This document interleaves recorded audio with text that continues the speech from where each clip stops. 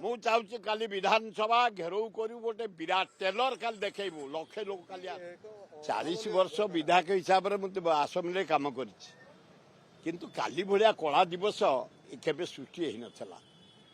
ଅନ୍ୟାୟ ବିଧାୟକମାନଙ୍କୁ ବାଡ଼େଇବା ତାଙ୍କ ମନିବେଶ ଛଡ଼େଇ ନେବା ତା ସିନେମା ଚେନ୍ ଛଡ଼େଇ ନେବା ତାରାକୁ ବାଡ଼େଇବା ଲକ୍ଷ୍ମୀପୁର ଏମଏଲ୍କୁ ବାଡ଼େଇବା ଅନ୍ୟ ଏମଏଲ୍କୁ ବାଡ଼େଇବା ତାଙ୍କୁ ଆଣିକି ତଣ୍ଟିଆ ଦେଇକି ମାଷ୍ଟରକାନ ଛକରେ ପୋଲିସ ଜରିଆରେ ଛାଡ଼ିବା କଳଙ୍କିତ ଅଧ୍ୟାୟ କଳା ଦିବସ। ପୋଲିସ ଡିଜି କମିଶନର ଟେକି ଆଣିକି ଏଠି ଛାଡ଼ିଛନ୍ତି ବାଡ଼େଇଛନ୍ତି ଦୃଢ଼ ପ୍ରତିବାଦ ଆଜି କରିଛୁ ଆମେ। କାହାର ଜବାବରେ କାଲି ଲକ୍ଷ ଲୋକ ସାରା ଓଡ଼ିଶାରୁ ଆସୁଛି ଛାତ୍ର କଂଗ୍ରେସ ଯୁବ କଂଗ୍ରେସ ମହିଳା କଂଗ୍ରେସ ଆଦିବାସୀ ହରିଜନ ମାଇନର କମ୍ୟୁନିଟି ସେବା ଦଳ ଦୃଢ଼ ପ୍ରତିବାଦ କରିବୁ। ବିଧାନସଭା କାଲି ତାଲା ପକେଇବୁ। କାଲି ଯଦି ଅପ୍ରୀତିକର ଘଟଣା କିଛି ହୁଏ ମୋହନ ସରକାର ଦାୟୀ ରହିବ କାରଣ ତାଙ୍କ ଅନ୍ୟାୟ ପାଇଁ ବିଧାୟକମାନଙ୍କୁ ଗଣତନ୍ତ୍ର ପଦ୍ଧତିରେ ଗଣତନ୍ତ୍ର ମନ୍ଦିର ହେଲା ବିଧାନସଭା।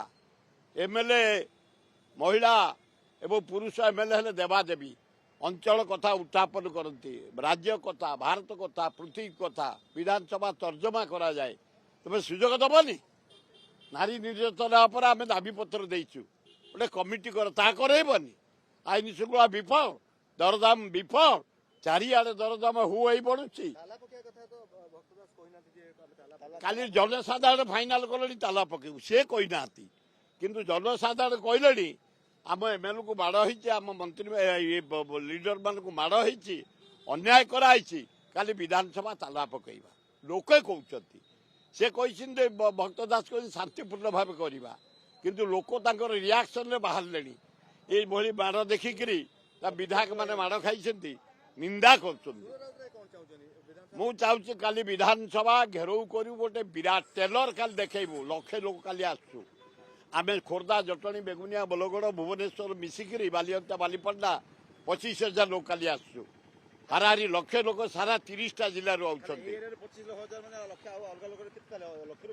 ସେ 80,000ରେ ଅନ୍ୟମାନେ ଆସିବେ ଆମେ 20-25,000 ଆଣୁଛୁ ଲକ୍ଷେ ଲୋକରୁ ଉର୍ଦ୍ଧ୍ୱ ହେବେ। କାଲି ଆମର 20,000 ଆମେ ଆୟୋଜନ କରିଛୁ।